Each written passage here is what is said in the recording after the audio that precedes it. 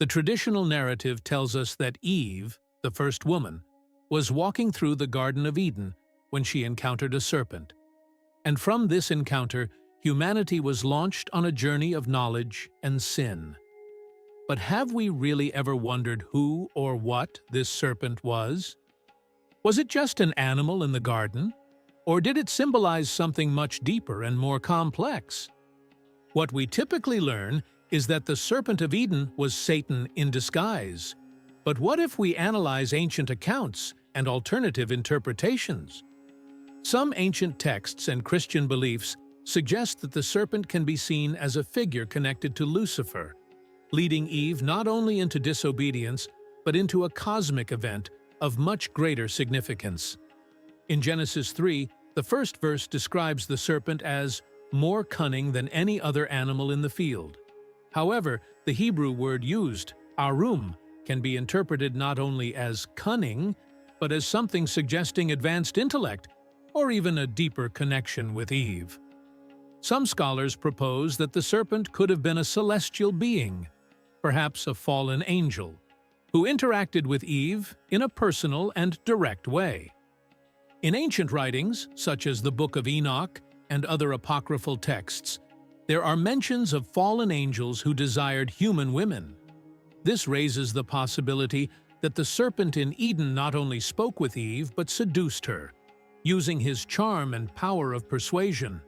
In this context, the act of eating the forbidden fruit is often interpreted as a metaphor. What if, in reality, this act symbolized something deeper, like the loss of innocence through forbidden intimacy? Ancient Gnostic Christians often viewed biblical events as metaphors for hidden truths. For them, the serpent was not just an agent of knowledge, but a symbol of a forbidden, celestial, and intimate connection. This idea may seem absurd at first glance, but it invites us to explore the narrative from a new perspective. Writers and religious figures like Irenaeus and Justin Martyr discussed how Satan sought to corrupt humanity from its very beginnings. What method would be more effective than starting with the mother of all life, Eve? Genesis 3:15 is crucial. In it, God announces to the serpent, "I will put enmity between you and the woman, and between your offspring and hers. He will crush your head, and you will strike his heel." This passage suggests not just a symbolic rivalry, but a literal battle between offspring. This raises the intriguing question: was the offspring of the serpent figurative or literal? Various interpretations, particularly those based on apocryphal texts, suggest that Lucifer, in the form of the serpent, not only deceived Eve, but also fathered a lineage with her. This concept ties to the figure of Cain, Eve's firstborn, whose story is shrouded in mystery and tragedy. Some believe that Cain's actions, including the murder of his brother Abel, did not stem merely from envy, but from a nature inherited from Lucifer. Thus, Cain would be the beginning of a lineage marked by rebellion and estrangement from God. This perspective, if true, radically alters our understanding of the foundations of evil. The conflict between good and evil would not be merely spiritual, but also biological, rooted in the essence of humanity. The duality between the lineage of Seth, associated with virtue, and that of Cain, linked to rebellion, takes on a new dimension. This struggle, present since the dawn of humanity, continues to reflect in our world today. Additionally, Eve's act of eating the fruit can be interpreted symbolically.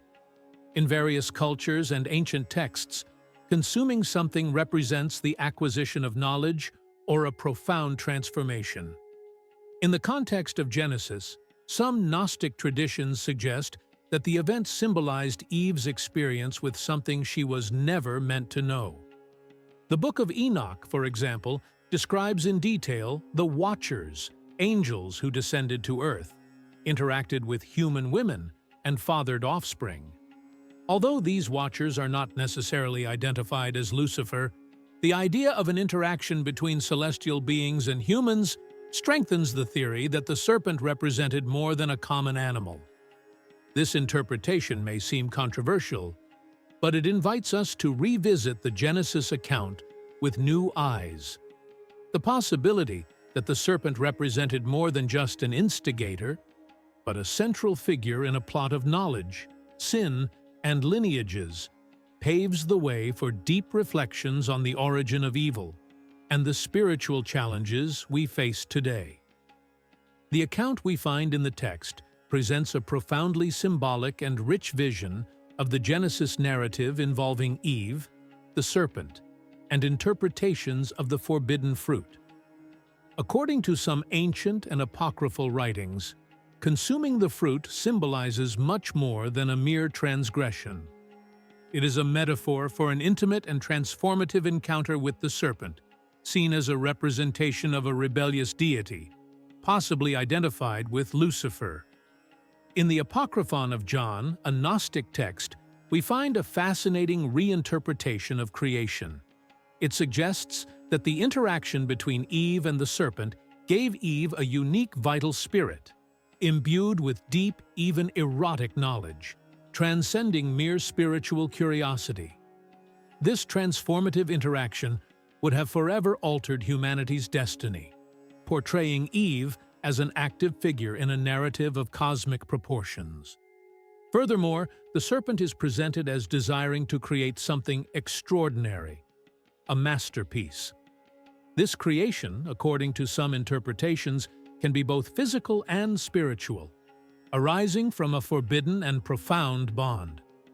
This idea is also reflected in other traditions and apocryphal texts, such as the Zohar, a Kabbalistic text that connects Lilith, Adam's first wife, according to Jewish mysticism, to the serpent. Lilith is often depicted as a figure who defies established norms. According to the alphabet of Ben Sira, she left Eden and associated herself with Samael, identified with Lucifer. Some texts, like the Zohar, suggest that Lilith returned to Eden in the form of the serpent, playing a crucial role in Eve's temptation. This theory presents Lilith not just as an instigator, but as a bearer of knowledge that challenged divine order. From this perspective, Eve is not merely a victim, but a protagonist in a cosmic narrative involving the awakening of knowledge, the conflict between light and darkness, and the impact of celestial rebellion on humanity.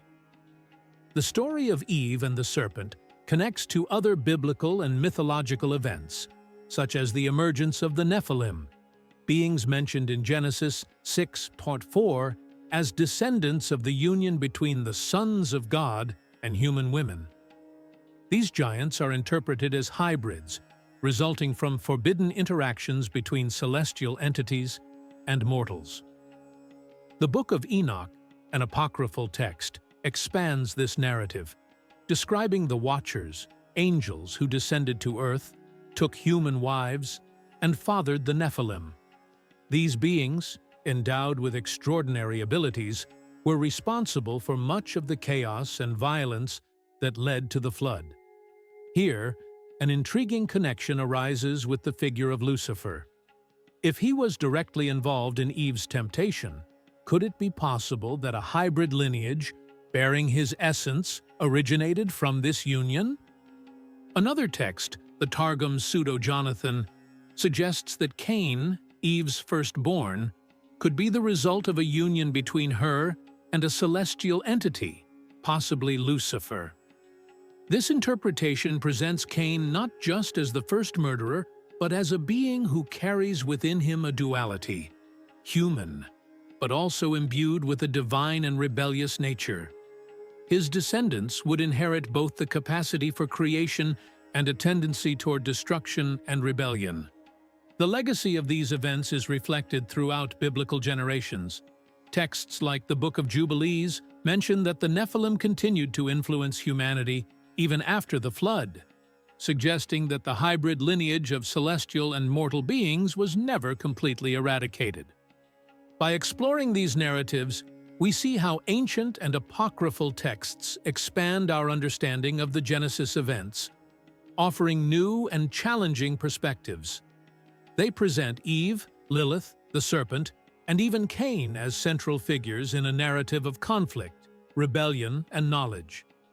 These stories reveal a spiritual and symbolic complexity that invites us to reflect on the mysteries of our origins and the eternal struggle between light and darkness, obedience and freedom. Throughout history, various apocryphal texts, such as the Book of Jubilees, have played a significant role in understanding biblical narratives, even though they are not recognized by all Christian denominations as part of the sacred canon. The Book of Jubilees, also known as the Little Genesis, offers a more detailed account of creation and humanity's early years, including information not found in traditional biblical texts. Among these contributions are the names and roles of Adam and Eve's daughters, who are often ignored or superficially mentioned in the canonical Bible. These additional insights not only enrich our understanding of Adam and Eve's genealogy, but also highlight the relevance of each member of this first family in shaping humanity. Women, often relegated to secondary roles in traditional biblical narratives, emerge in these apocryphal texts as central figures, contributing to the continuity of the lineage and the development of values that would shape future generations. A fascinating example is the account of Aven, one of Adam and Eve's daughters mentioned in the Book of Jubilees. Her name, meaning stone in ancient Hebrew, carries symbolism reflecting her importance in the narrative. According to the text, Aven married her brother Cain, a common practice at the time to preserve the purity of the lineage. From this union, Enoch was born, who gave his name to the city built by Cain. These accounts show how women played fundamental roles in the continuity of human genealogy and the construction of an emerging society. The study of Adam and Eve's daughters goes beyond family matters, addressing broader themes such as morality and social norms of the time. Marriages between siblings, while strange by modern standards, were seen as necessary for the survival and expansion of early humanity. These accounts offer a glimpse into the social and spiritual dynamics of humanity's early days, helping contextualize the practices and challenges faced by these early communities. Another significant point is the figure of Seth, the third son of Adam and Eve, born after Abel's death. Seth is often seen as a symbol of divine continuity and renewal, described as the heir to a pious lineage that would culminate in important biblical figures like Noah. Seth's marriage to his sister, identified as Azura in some apocryphal traditions, reinforces the importance of women in preserving sacred history and transmitting spiritual and cultural values. These texts, such as the Book of Jubilees, also play a crucial role in humanizing biblical figures, offering details that allow modern readers a deeper connection with the narratives. They explore issues like the extraordinary fertility attributed to Adam and Eve, who are said to have had numerous sons and daughters over centuries, ensuring humanity's early expansion. This reproductive capacity not only ensured survival, but also symbolizes the divine mandate to be fruitful and multiply, found in the creation account. Modern scientific studies, such as the theory of mitochondrial Eve, provide an interesting parallel to these narratives. This theory suggests that all modern humans share a common ancestor who lived between 150,000 and 200,000 years ago. Though not the biblical Eve, this concept reinforces the notion of a common origin point for all humanity, bridging science and faith. Women mentioned indirectly in Scripture, including Adam and Eve's daughters, have been re-evaluated by contemporary studies, such as feminist interpretations, which seek to give visibility and recognition to their importance in religious narratives. These reinterpretations promote a more inclusive understanding of Scripture, highlighting women not just as supporting characters, but as active agents in the history of salvation. Therefore, studying the female figures in the Bible, even those mentioned only in apocryphal texts, allows for a deeper dive into humanity's roots and the development of faith. These accounts, though sometimes contested for their authenticity, offer valuable perspectives on the values, beliefs, and challenges faced by early human communities. By integrating these stories with canonical texts, we can construct a richer, more comprehensive vision of sacred history, honoring both tradition and the diversity of voices that shape the biblical narrative. The Sumerian texts show us that Dilmun was depicted as a place of communion between gods and humans, reinforcing the idea that these myths not only sought to explain the world's origin, but also explored existential and spiritual questions. The term Dilmun belongs to the mythology of ancient Mesopotamia and appears mainly in Sumerian and Akkadian texts. Just like in the biblical Eden, Dilmun represents an era or place of perfection that humans long to achieve or recover. When we look at these stories in a broader context, we see that they are not isolated narratives but parts of a shared cultural fabric. For example, the descriptions of Dilmun as a land without disease or death directly echo the biblical ideal of a perfect creation, untainted by original sin. These parallels reveal a rich exchange of ideas between cultures of the ancient Near East, shaping how we understand religious texts today. The link between Dilmun and Eden also extends to natural elements. The presence of rivers that nourish the land is central to both stories. In Genesis, the rivers Pishon, Gihon, Tigris, and Euphrates flow from Eden, while Dilmun is described as a land irrigated by sacred waters that ensure its fertility. This imagery of rivers as sources of life and prosperity underscores the importance of water in the arid regions where these stories originated. Moreover, Dilmun myths often include elements of transformation and renewal. Just as Eden marks the beginning of human history in the biblical narrative, Dilmun is seen as an idealized starting point where life thrives in harmony with the gods.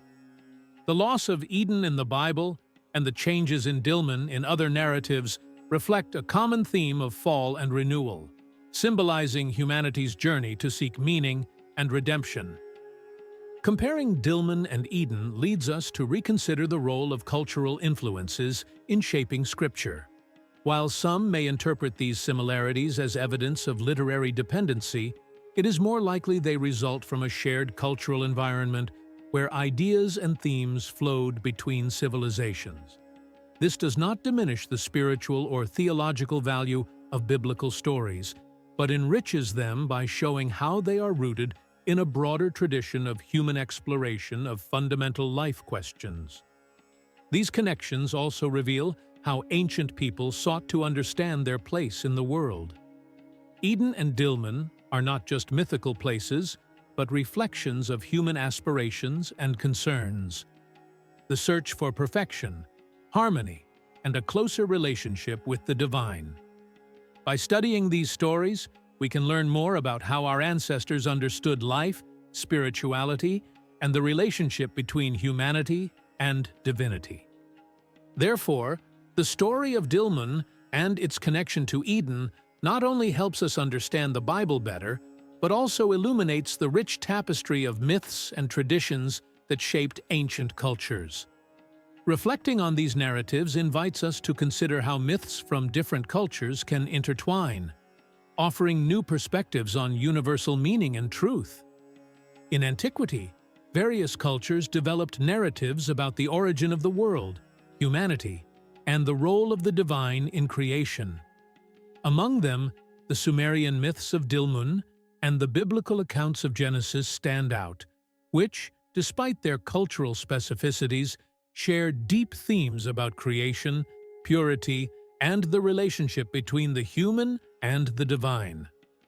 Both offer visions of a primordial paradise and the quest for immortality and perfection.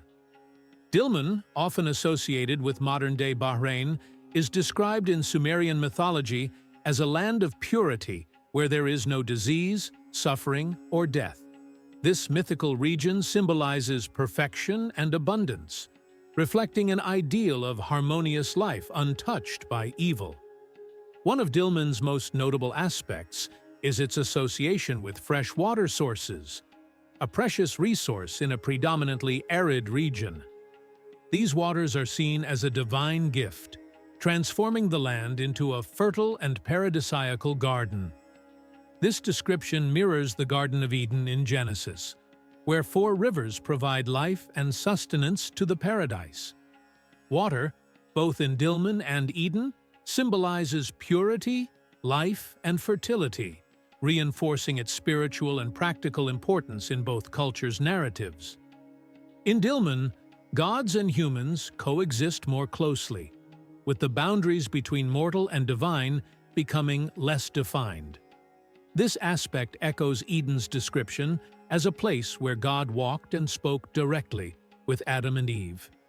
Both stories portray these gardens as sacred spaces where divine presence is palpable and communication between humans and the divine is direct and intimate. This connection highlights an idealized vision of harmony between the earthly and the celestial. The idea of immortality is also central in Dilmun and Eden. Dilmun is described as a land where death does not exist, just as Eden was before Adam and Eve's fall. This aspiration for immortality reflects a universal desire for endless existence, free from human limitations. In both narratives, purity and immortality are seen as ideals to be achieved, evoking a lost golden age or a state of perfection that humanity wishes to reclaim.